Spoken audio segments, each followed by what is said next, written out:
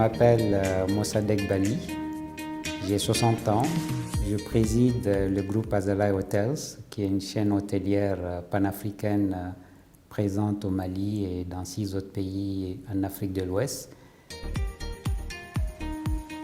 Alors Azalai Hotels est une chaîne hôtelière qui a démarré au Mali en 1994 lorsque nous avons racheté le mythique Grand Hôtel de Bamako avec l'État malien suite à un appel d'offres international.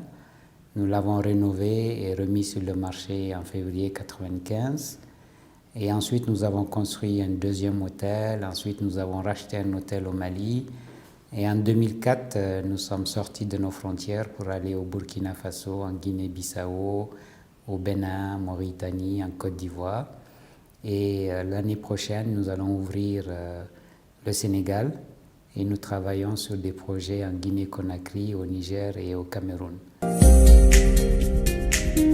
Alors, dès le départ, quand nous avons racheté le Grand Hôtel de Bamako, nous avions comme vision de créer une chaîne purement panafricaine. Au lieu d'acheter un hôtel, de le rénover et de le confier en gestion à une chaîne internationale, nous avons pensé que nous aussi, les Maliens, nous les Africains, nous étions capables aussi d'investir cette industrie du tourisme et de l'hôtellerie, qui est une grande industrie qui crée beaucoup de valeur ajoutée, qui crée de l'emploi, qui fait rentrer des devises, qui paye beaucoup de taxes et d'impôts, non seulement aux municipalités, mais aux gouvernements centraux. Donc, nous avons fait le pari de gérer nous-mêmes.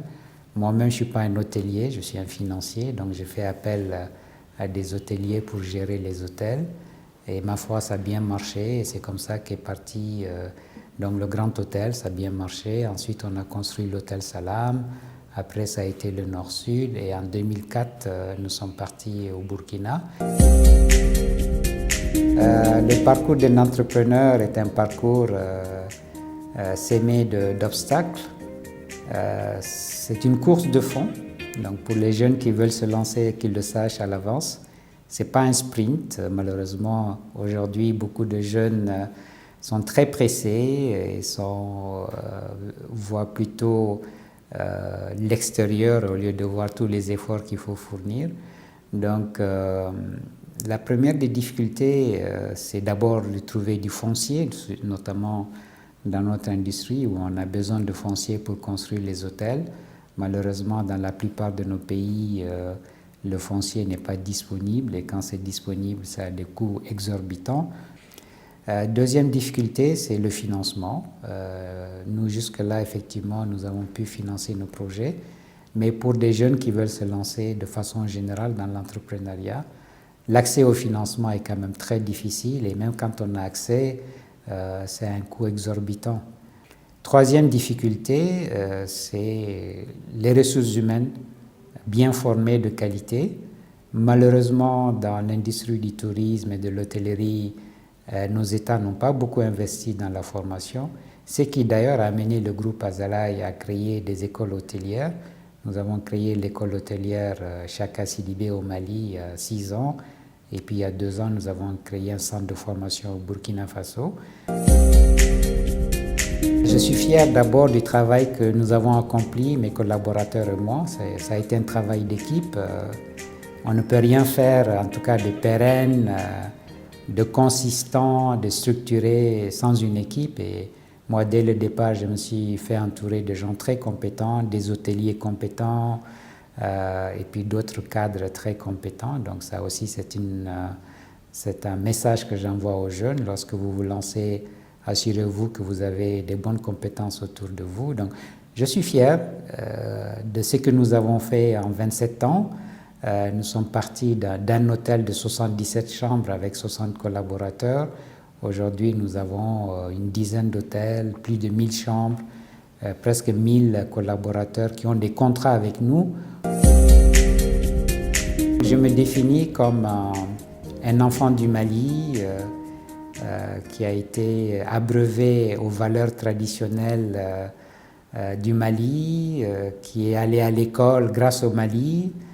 J'ai eu l'éducation publique malienne et qui s'est investi pour développer une entreprise qui crée de la richesse au Mali, mais aussi en dehors du Mali. Donc je suis un entrepreneur panafricain, originaire du Mali, avec la bonne éducation malienne et qui est un afro-optimiste convaincu.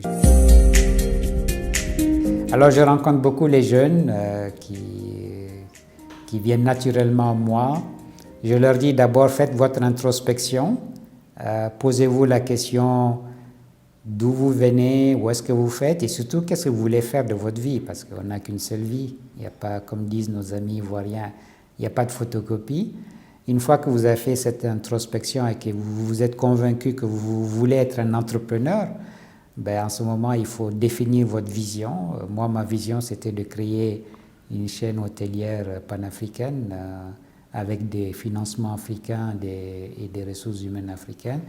Donc, une fois que vous avez la vision, maintenant, c'est de vous lancer. Au début, vous êtes seul, vous êtes un homme orchestre ou une femme orchestre, vous faites tout vous-même. Donc, commencez simple, mais ayez une grande vision et une grande ambition.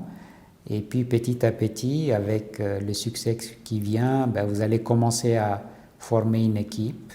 Et là, comme je dis toujours aux jeunes, prenez toujours ceux qui sont meilleurs que vous et qui ont plus de compétences que vous. Ce n'est que comme ça que vous allez grandir.